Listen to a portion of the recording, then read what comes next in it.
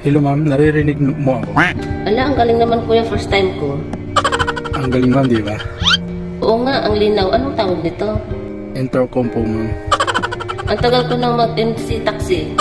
Pero ngayon ko lang na-experience ang galing. Papasok na kayo ng trabaho. Oo po kuya, papasok na po.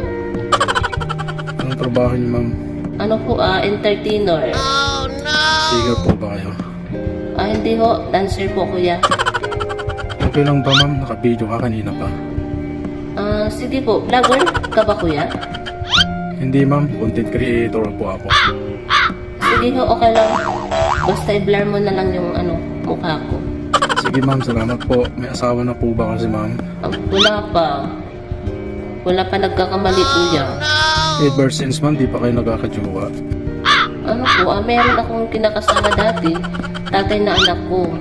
Akala ko, dalaga